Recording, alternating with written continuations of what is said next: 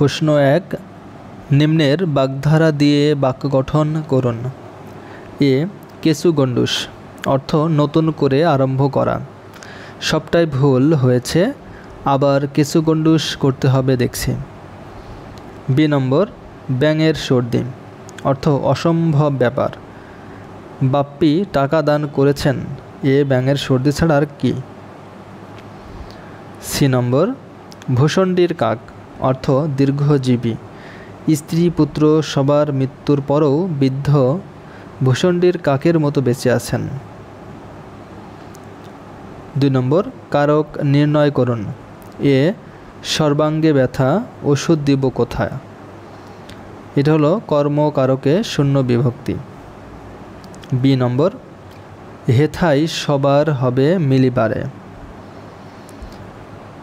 এখানে সবার হলো কর্তাকারকে শূন্য বিভক্তি।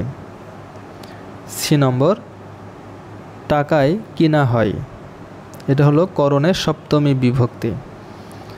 3 নম্বর, সন্ধি বিচ্ছেদ করুন। এ, প্রতিচ্ছবি, প্রতি যোগ ছবি। বি, কুড়িক, 20 যোগ 1। সি, যথার্থ, যথা যোগ অর্থ। ডি, তপবন, তপ বিসর্গ যোগ বন, তপবন। 4 নম্বর, এক কথায় প্রকাশ করুন। এ, যা বলা হবে বক্তব্য। বি, অক্ষের সম্মুখে প্রত্যক্ষ। সি, যে নারী প্রিয় কথা বলে প্রিয়ংবদা। ডি, উপকারীর অপকার করে যে কৃতঘ্ন। ই, একই সময়ে বর্তমান, সমসাময়িক। 5 নম্বর, নিম্নলিখিত বাক্যগুলো শুদ্ধ করুন। এ, কাকতি মিনতি করে বললাম, তবুও তিনি শুনলেন না। সঠিক হবে কাকতি হাইফেন মিনতি করে বললাম, কমা, তবুও এর জায়গা হবে তবু তিনি শুনলেন না।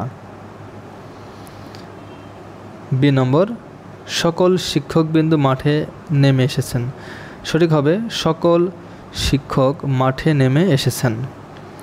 সি নম্বর, শুধুমাত্র বাংলা জানলেই চলবে। সঠিক হবে শুধুমাত্র বাংলা জানলেই চলবে। ডি নম্বর, মেয়েটি খুবই বিদ্বান। সঠিক হবে মেয়েটি খুবই বিদুষী। ছেলেদের ক্ষেত্রে বিদ্বান, মেয়েদের ক্ষেত্রে বিদুষী হয়। ই নম্বর, শেষের কবিতা কাব্যগ্রন্থটির লেখক রবীন্দ্রনাথ ঠাকুর। সঠিক হবে শেষের কবিতা উপন্যাসটির লেখক রবীন্দ্রনাথ ঠাকুর। শেষের কবিতা একটি উপন্যাস। 6 নম্বর, বাংলায় অনুবাদ করুন।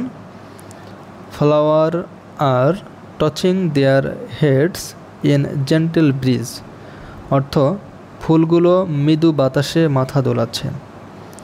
B number, she was watering the plants. সঠিক, তিনি বাগানে পানি দিচ্ছেন। C number, they R ওভারহেলমড with joy, তারা আনন্দে আপ্লুত।